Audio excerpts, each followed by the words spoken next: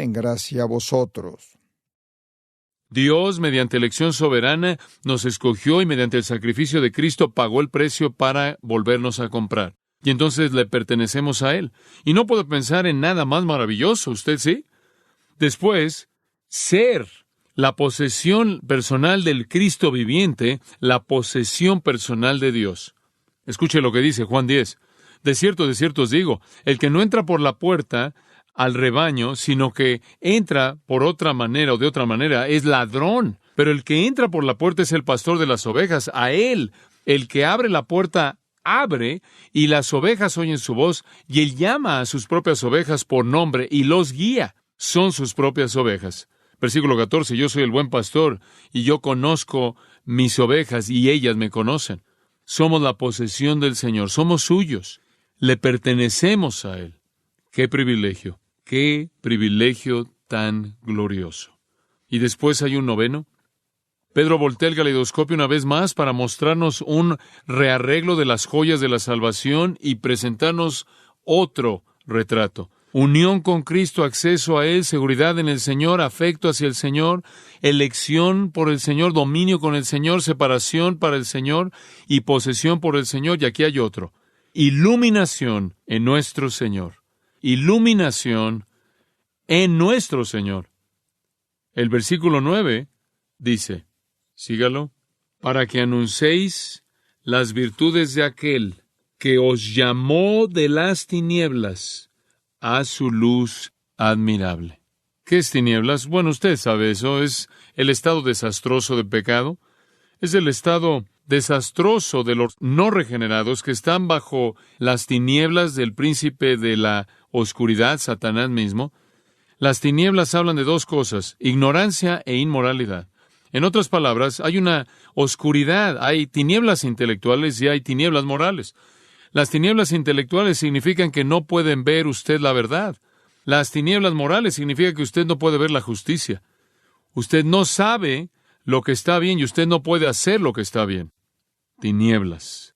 Pero, dice Pedro, y me encanta esto, os llamó de las tinieblas.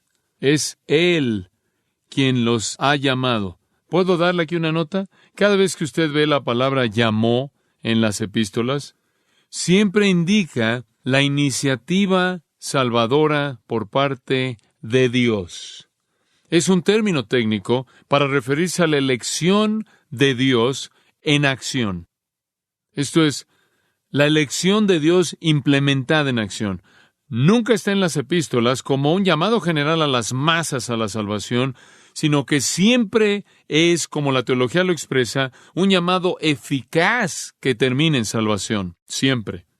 Entonces Pedro está diciendo que el Señor los ha llamado soberanamente de las tinieblas a su luz admirable. Por cierto, ese llamado Salvador ciertamente es algo que está en el corazón de Pedro. En el capítulo 1, como lo señalamos antes, dice que somos escogidos en el versículo 1. Observe el versículo 15.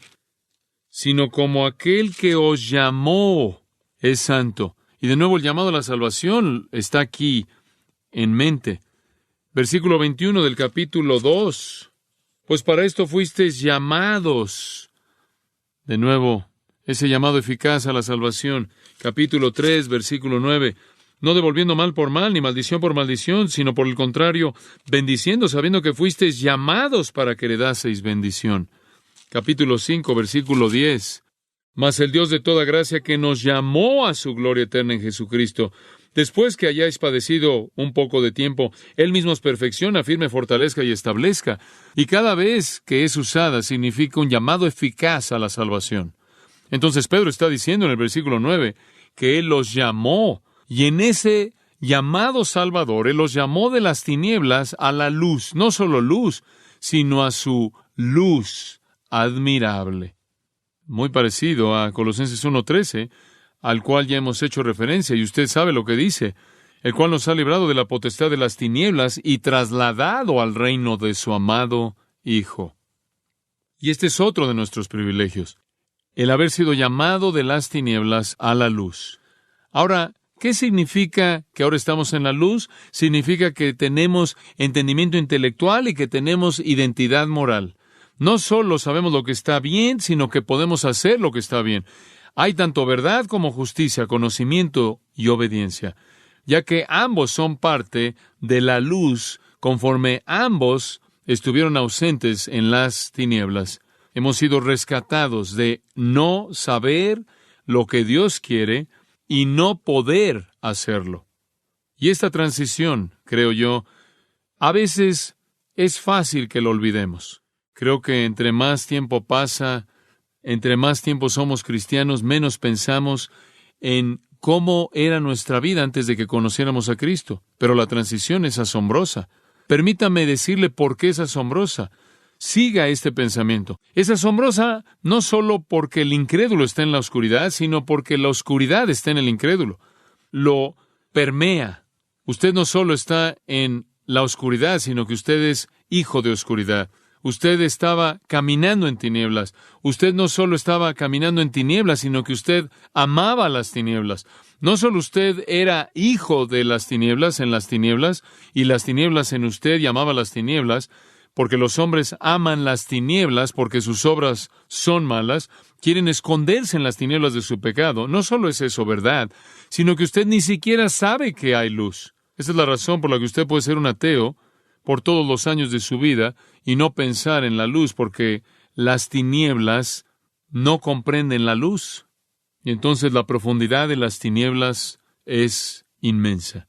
Y Dios en su gracia simplemente lo llama de las tinieblas debido a su propio deseo para hacerlo. Qué ricos somos y cómo debemos regresar a la realidad de que no tiene nada que ver con nada que nosotros nos hayamos ganado. Y Pedro voltea el caleidoscopio una vez más, y le prometo, hay mucho más que podría hacer, pero voy a dejar eso en sus manos para que usted lo estudie. Él voltea el caleidoscopio una vez más y llegamos a la compasión de nuestro Señor. Compasión de nuestro Señor. Versículo 10.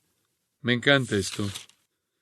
Vosotros que en otro tiempo no erais pueblo, pero que ahora sois pueblo de Dios, que en otro tiempo no habíais alcanzado misericordia, pero ahora habéis alcanzado misericordia.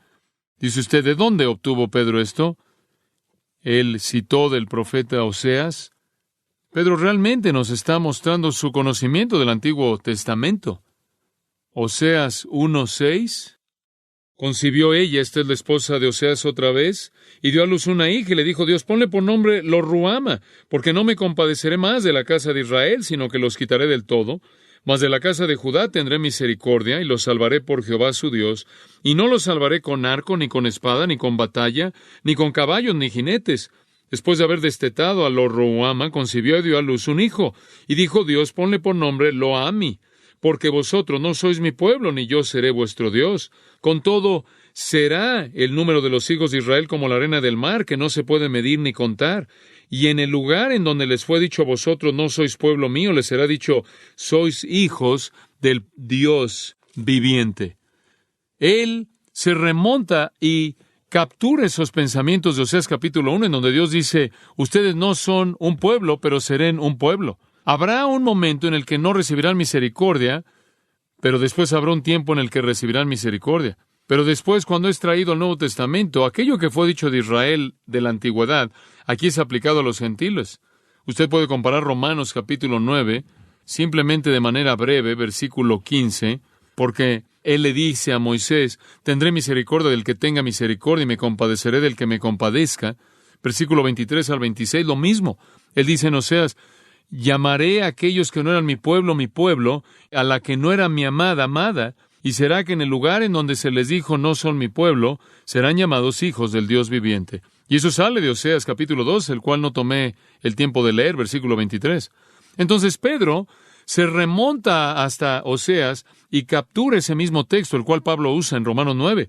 Y en el caso de Pedro, como también en el caso de Pablo, con toda seguridad aquí se refiere a la iglesia, que en un tiempo no eran un pueblo, pero que ahora son el pueblo de Dios. Y particularmente los gentiles no eran pueblo alguno, que ahora son el pueblo de Dios. Por cierto, este es algo interesante porque nos indica que Pedro no está escribiéndole de manera particular y exclusiva a judíos en esta epístola, sino que incluye a la iglesia, la cual incluye también a gentiles. Ahora, Dios dice, ustedes no son mi pueblo, se convertirán en mi pueblo. ¿Y qué significa eso? Este es el punto que quiero que vean. El medio es misericordia. De regreso al versículo 10. Vosotros que no eras pueblo, ahora sois pueblo. ¿Por qué? Ustedes que no habían recibido misericordia, ahora han recibido misericordia. Misericordia es compasión, amados. Misericordia es compasión. Entonces decimos que uno de nuestros privilegios espirituales es compasión por parte de nuestro Señor. Él nos ha mostrado misericordia. Él nos ha mostrado compasión. Israel se había vuelto un grupo de personas que no eran su pueblo a través del pecado y la apostasía. Y un pueblo que no era pueblo, los gentiles, se volvieron el pueblo de Dios a través de la misericordia. A través de la misericordia. Simplemente, ¿qué es misericordia? Básicamente, compasión.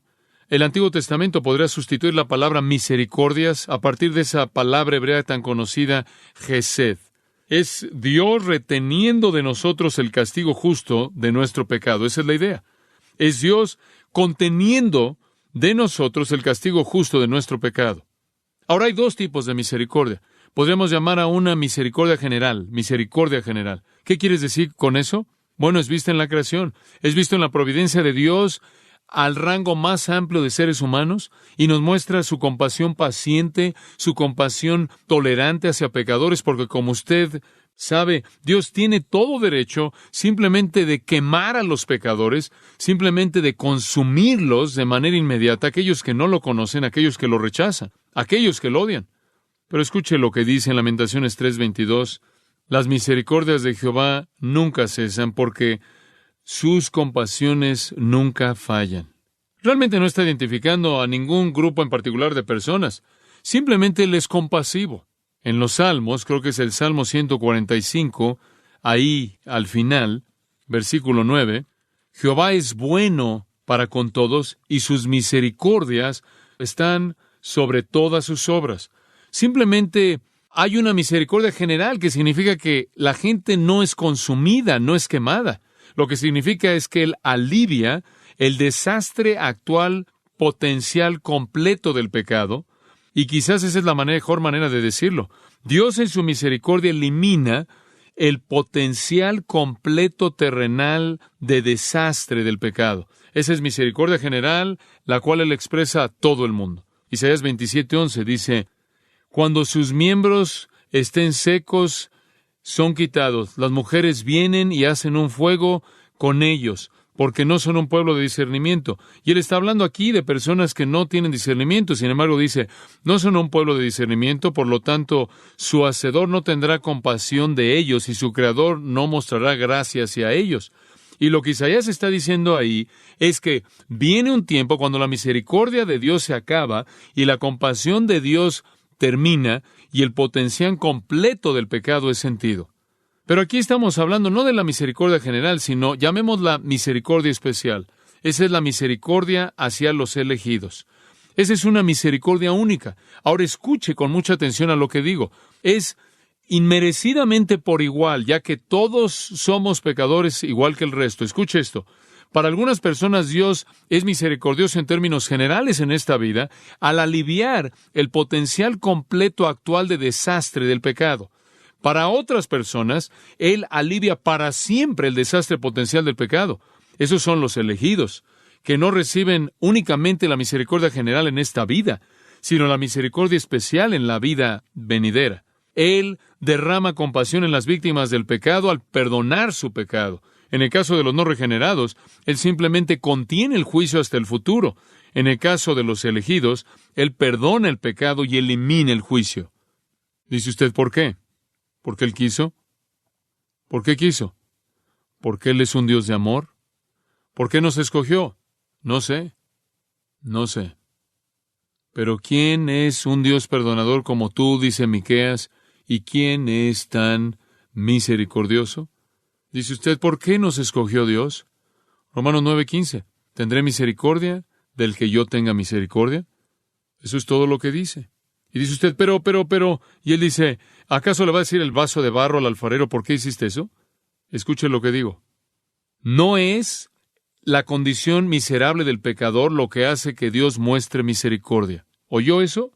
Dios no está sentado en el cielo diciendo, oh, me siento tan triste, me duele tanto, siento tanto lo que sufren todos los pecadores, y estoy tan molesto emocionalmente por su pecado que voy a ser misericordioso hacia ellos. Dios no muestra misericordia motivado por cierto sentimiento de condición miserable del hombre, porque si eso fuera verdad, entonces Dios tendría que ser misericordioso ¿hacia quién? Hacia todos. Dios no es influenciado por la miseria de los pecadores, de lo contrario, Él salvaría a todos porque todos son miserables. Eso no es lo que motiva a Dios. En segundo lugar, no es porque algunos de nosotros pecadores somos más dignos de misericordia que otros. Ninguno de nosotros somos dignos de ello, ¿o sí? Y si lo fuéramos, entonces no será misericordia, porque la misericordia es contener el castigo justo que merecemos. Y toda nuestra justicia son como trapos de inmundicia. Y el término que Isaías usó ahí es un término bastante nauseabundo.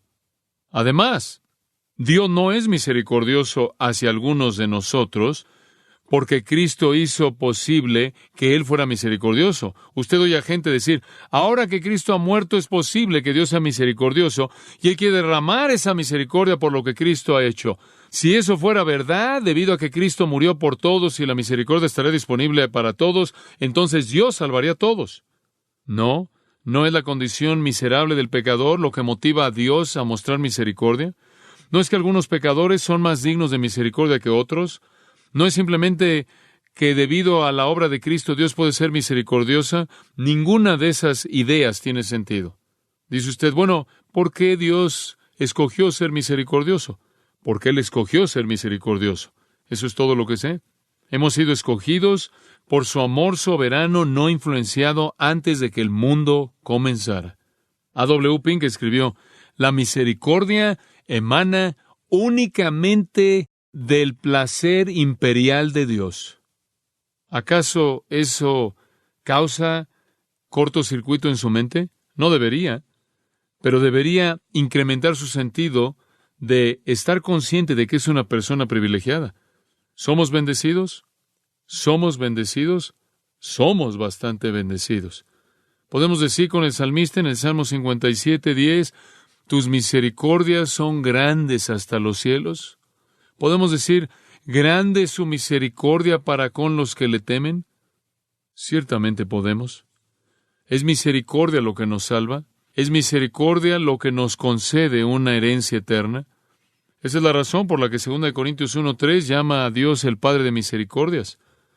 Alguien escribió, cuando todas tus misericordias, oh Dios mío, mi alma levantándose contempla, transportada con la vista, me pierdo en asombro, amor y alabanza. Misericordia. Un privilegio espiritual que va más allá de la descripción. Más allá de la descripción. Él nos salvó, Tito 3:5. No según las obras que hemos hecho en justicia, sino según su misericordia. ¡Qué privilegio espiritual! Y entonces el salmista dice en el Salmo 136, versículo 1, oh, dad gracias a Jehová, al Señor, porque Él es bueno, porque su misericordia es, ¿por cuánto tiempo? Para siempre. Salmo 59:16, cantaré de la misericordia de Dios. Después un último privilegio espiritual. Llamémosle proclamación de nuestro Señor. Pedro voltea el caleidoscopio una vez más. Proclamación de nuestro Señor. Y para regresamos al versículo 9. ¿Cuál es el propósito de todo esto? ¿Por qué somos tan privilegiados? ¿Por qué es que el Señor haría todo esto por nosotros? Unión con Él, acceso a Él, seguridad en Él, afecto por Él, elección por Él, dominio con Él, separación a Él, posesión por Él, iluminación de Él, compasión de Él. ¿Por qué? ¿Para qué? Nos involucremos en la proclamación de Él. Versículo 9. Para que anunciéis las virtudes de aquel. ¿Lo ve? Eso es. Y eso también es un privilegio, ¿no es cierto? ¿Puede pensar en un privilegio más elevado que ser el embajador del Dios viviente? La palabra anunciéis es usada únicamente aquí. Es una palabra muy, muy rara. No aparece en ningún otro lugar en el idioma griego. Esta palabra en particular, en ningún lugar en la Biblia entera, significa promover, significa publicar, significa proclamar. Y tiene la fuerza de contar algo que no se conocería de otra manera. ¿Qué quiere decir virtudes? Es una gran palabra. Literalmente en el griego significa la capacidad de hacer obras heroicas. Y ahora tenemos el privilegio de decirle al mundo lo que de otra manera no sabría, que Dios puede hacer cosas heroicas. Él tiene la capacidad de hacer actos poderosos.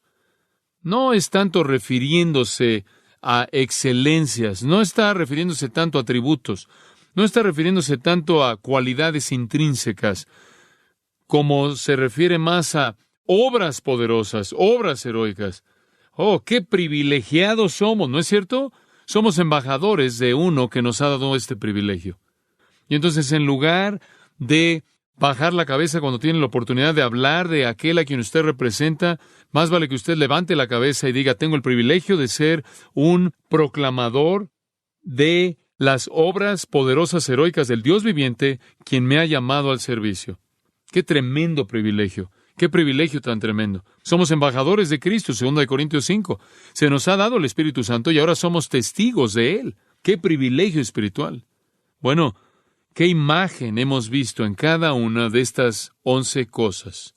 No me dejen. Denme 5 minutos y voy a concluir con esto de una manera que va a emocionar su corazón. ¿Será tan amable en escuchar esto? ¿Sabe usted por qué tenemos estos privilegios? ¿Sabe usted por qué los tenemos? Solo hay una razón, porque estamos en Cristo. Ahora siga mi pensamiento, porque estamos en Cristo. Es solo porque estamos en Cristo que tenemos esto. Permítame repasarlos rápidamente. Estamos en unión con Dios debido a que estamos en Cristo y Cristo es uno con Dios, ¿verdad? Tenemos acceso al Padre y acceso a su presencia gloriosa porque tenemos acceso a través de Cristo. Estamos seguros en nuestra relación con Dios porque estamos en Cristo y Él está seguro en su relación con Dios debido a la Trinidad. Nuestra seguridad está en Él. Nuestro acceso está en Él, nuestra unión está en Él. Tenemos afecto hacia el Señor, amamos a Dios, sentimos la plenitud de ese afecto debido a que su amor ha sido derramado en nuestros corazones y amamos porque fuimos primero amados en Cristo. La única razón por la que somos elegidos es que somos elegidos en Él, dice la Biblia. Somos escogidos en Él antes de la fundación del mundo. Es solo en Él que nos volvemos los escogidos. Y en lo que a dominio concierne, nuestro dominio es debido a que reinamos con Él. Y la separación, una nación santa. Solo somos santos porque estamos en Él. La posesión de Dios. Solo somos la posesión de Dios porque estamos en Cristo, quien es el único Hijo de Dios. Solo somos iluminados. Solo estamos en la luz porque estamos en Él, quien es la luz. Y tenemos compasión de Dios solo porque Jesucristo murió por nosotros y debido a eso Él puede amarnos en Cristo y darnos misericordia. Y finalmente, solo podemos proclamar sus virtudes cuando es el poder de Cristo en nosotros proclamando a través de nosotros, ¿verdad? Hechos 1 no puede ser un testigo hasta que el Espíritu Santo ha venido sobre ti. Entonces regresamos, Efesios 1:3. Bendito sea el Dios y Padre de nuestro Señor Jesucristo, que nos bendijo con toda bendición espiritual en Cristo. En Cristo. Oye, somos una multitud de pecadores que merece condenación eterna, pero debido a que estamos en Cristo, tenemos todos estos privilegios espirituales. ¿Está agradecido usted? Dice amén, amén.